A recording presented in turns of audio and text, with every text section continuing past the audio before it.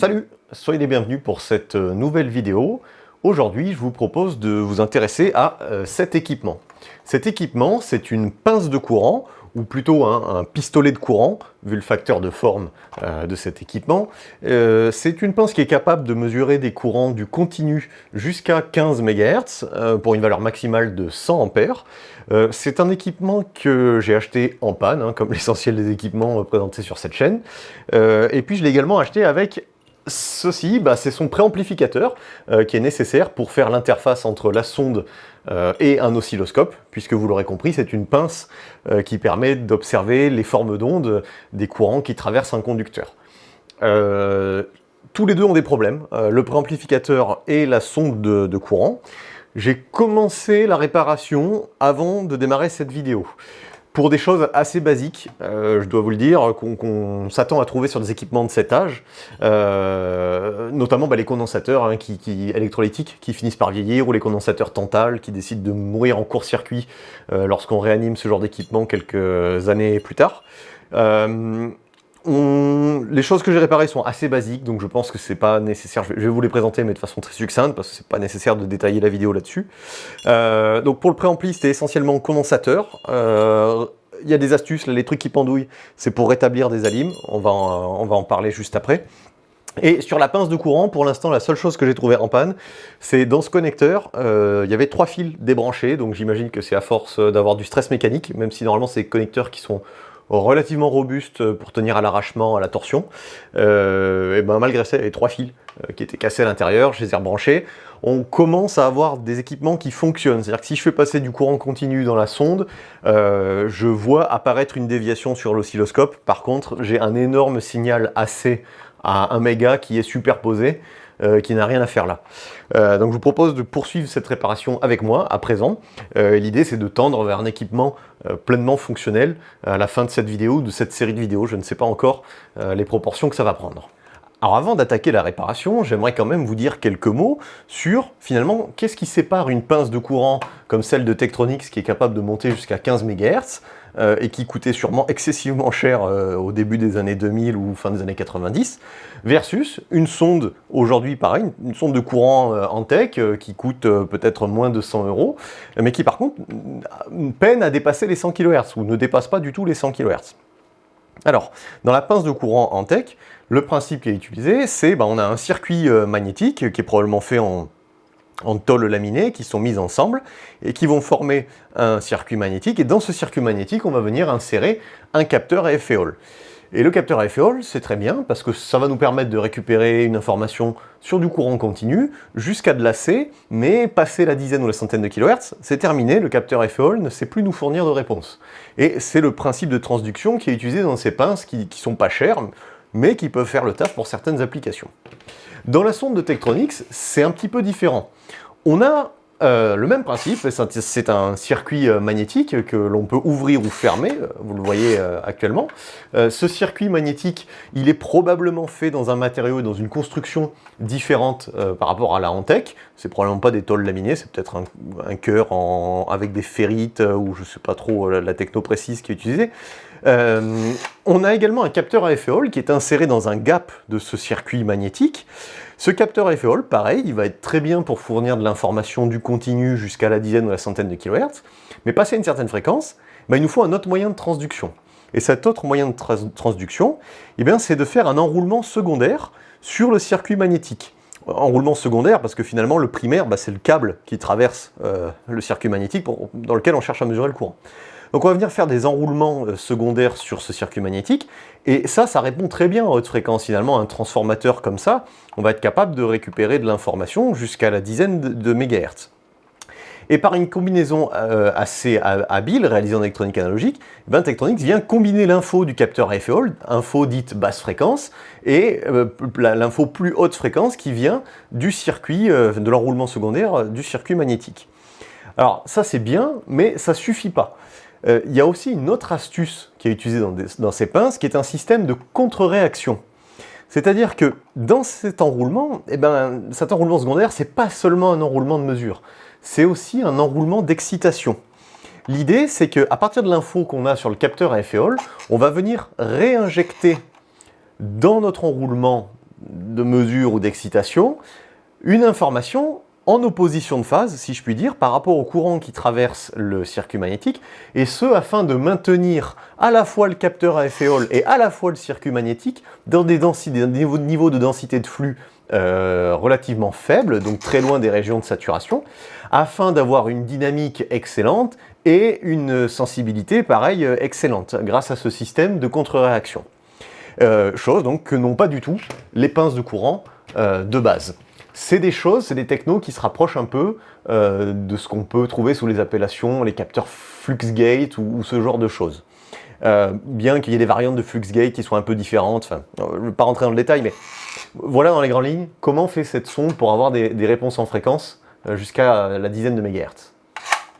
Bon, je résiste pas à l'envie de vous montrer l'intérieur de cette pince de courant, avec finalement pas mal d'éléments mécaniques, notamment pour assurer le caractère amovible du circuit magnétique.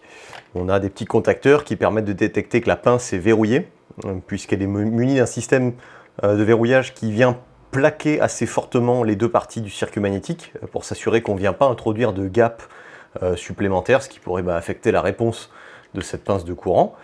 On ne peut pas tellement démonter plus de choses que ça. On a un circuit imprimé qui va se séparer de l'ensemble tête de mesure. C'est entièrement noyé dans de la résine ou en espèce de potting. À l'intérieur de cette tête, on a le circuit magnétique, les enroulements secondaires et le capteur à effet Hall qui est inséré dans un gap à l'intérieur de ce circuit magnétique. Je ne peux pas démonter grand chose de plus. Sur le circuit imprimé, eh bien, probablement tout plein d'éléments pour faire de la compensation de réponse en fréquence, trimer la réponse du système en BF, en HF, régler des offsets, notamment sur le capteur à effet Hall. C'est à ça que servent les petits trimmers qui sont répartis ici et ici. Pas mal de self, de transformateurs, il me semble, notamment de l'autre côté du circuit imprimé. Je ne peux pas vraiment démonter plus que ça sans aller dessouder les fils. Étant donné que pour moi cette partie-là fonctionne, en tout cas je pense qu'elle fonctionne, j'ai pas vraiment envie de démonter plus que ça pour l'instant. Par contre, on verra où ça nous mène au cours de la réparation. Voilà à quoi ça ressemble, hein. Donc essentiellement des composants passifs, et puis le seul actif qu'on a là-dedans c'est le capteur à effet Hall. Allez, un petit coup d'œil sur le préamplificateur.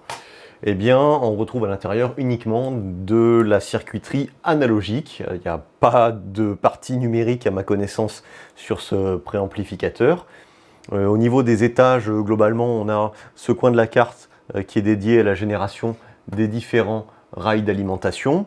On a dans cette région ici l'amplificateur qui reçoit les sorties différentielles du capteur à effet Hall. On a dans cette région de la carte l'amplificateur de puissance, avec notamment les deux transistors qui forment un étage push-pull, il me semble. Donc l'étage amplificateur de puissance qui permet d'aller driver les enroulements secondaires qui sont contenus dans la pince de courant. On a sous cette canette métallique ici l'atténuateur, donc étage purement passif, avec des insertions de réseaux diviseurs. Dans cette région ici, il me semble que c'est le conditionnement, les amplificateurs de conditionnement de la sortie de l'enroulement de mesure. Et puis on doit avoir, il me semble, dans cette région de la carte, l'amplificateur final qui permet de se préparer à aller piloter l'entrée de l'oscilloscope, qui est normalement terminé avec une impédance de 50 ohms. Voilà dans les grandes lignes ce qu'on peut retrouver sur cette carte.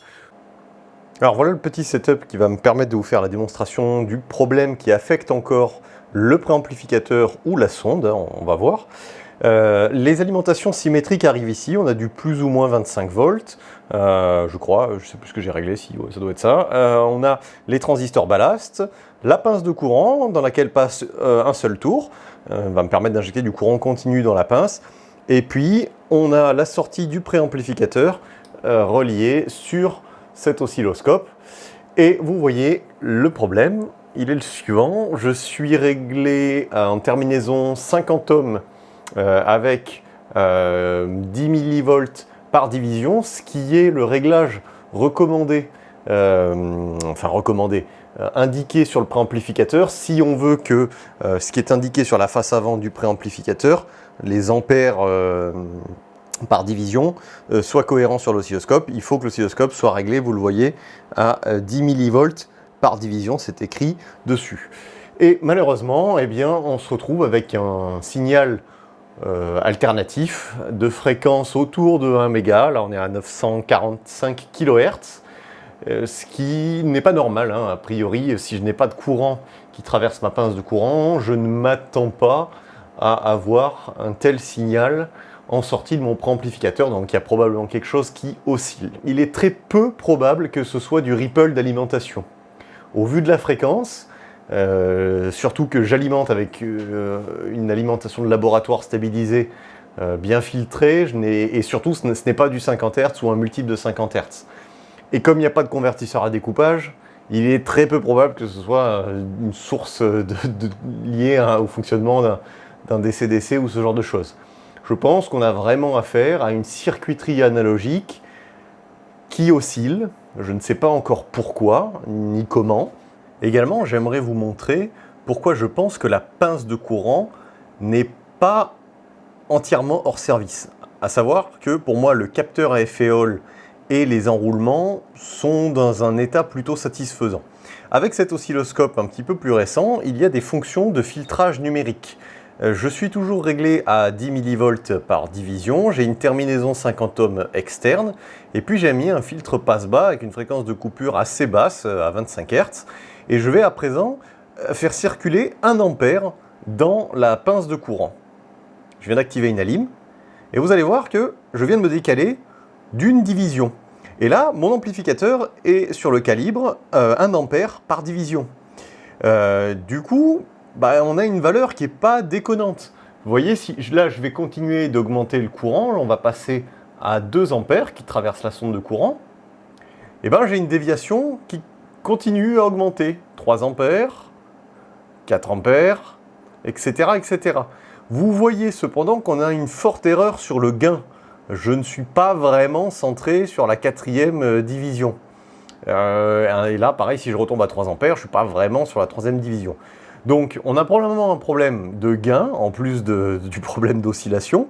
Mais par contre, je pense que les mécanismes de base de la sonde fonctionnent.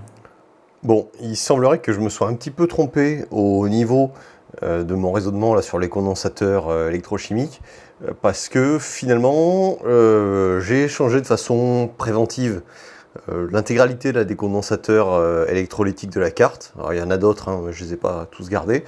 Et il s'avère qu'on a un comportement différent quand même, bien meilleur, après le remplacement des condensateurs. Je vais vous faire la démo. Là, typiquement, la sonde est alimentée, enfin le préampli est alimenté. Il y a toujours la boucle de courant dans la pince. Et puis, cette fois-ci, je vais faire passer à nouveau du courant. Donc, je vais me mettre en courant constant sur une alim. Et là, 1 ampère, 2 ampères, 3 ampères, 4 ampères, 5 ampères. On voit qu'on a beaucoup moins de bruit. Il faut savoir que cette fois-ci, le filtre numérique est désactivé sur l'oscilloscope.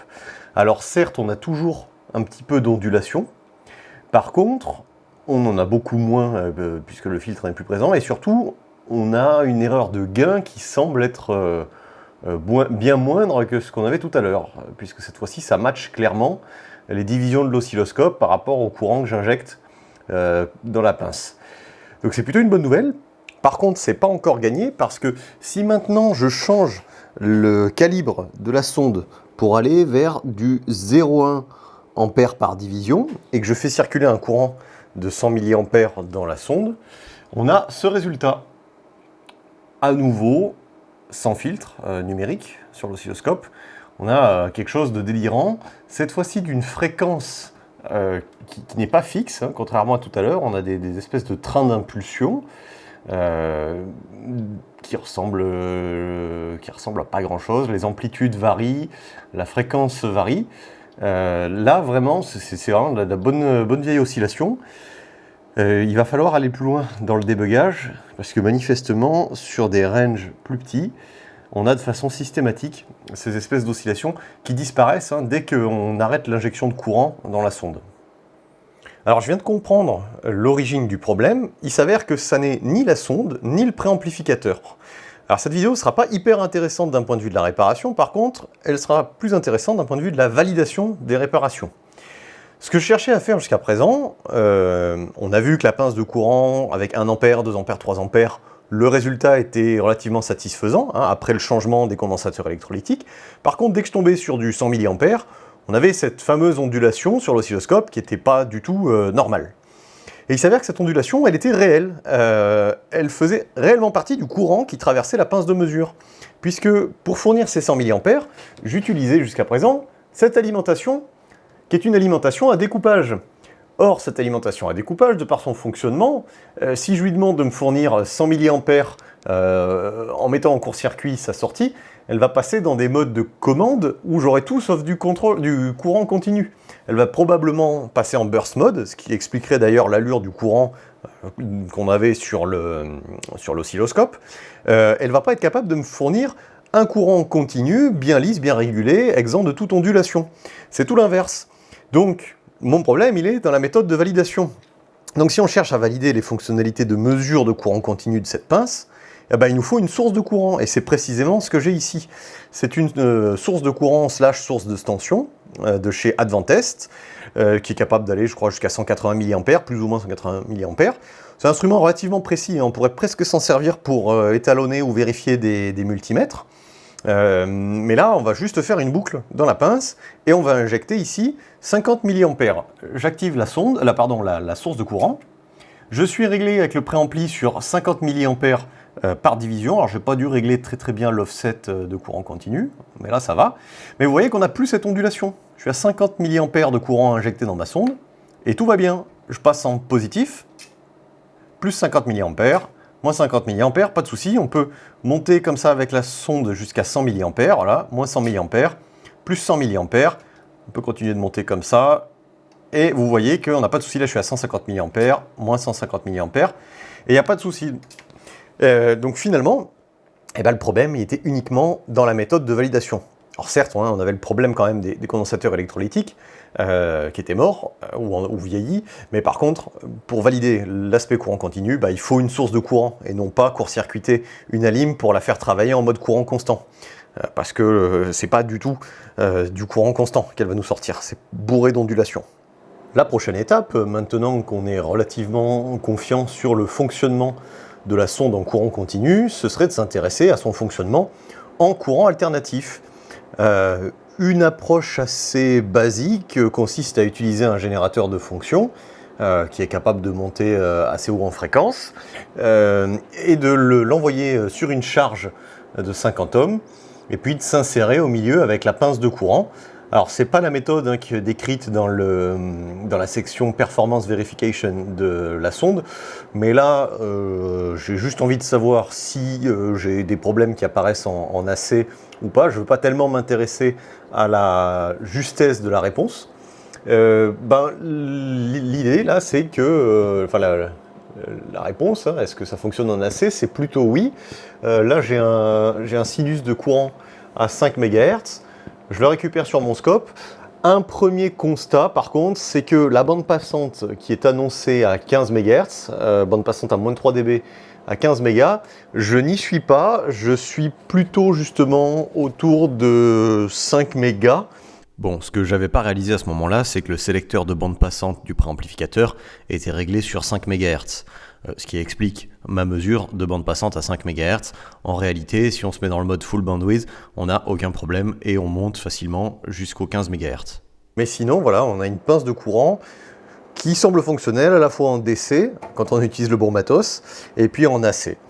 Là, les étapes suivantes aussi, d'un point de vue fonctionnel, ce serait de se refabriquer un petit châssis, puisque normalement, comme je disais en intro de la vidéo, ces préamplis sont prévus pour être insérés dans des châssis de chez Tektronix, que je n'ai pas, et donc l'idée ce serait de faire un bloc d'alimentation externe qui viendrait juste se plugger, et ce qui permettrait d'avoir un préampli alimenté sur le secteur, et non pas depuis une alimentation de laboratoire, comme c'est le cas actuellement. Voilà, j'espère que ça vous aura plu. C'était probablement pas la vidéo la plus élaborée en termes de réparation, mais plus la découverte équipement et du coup de ne pas se faire piéger pour valider une réparation. Voilà, à très bientôt.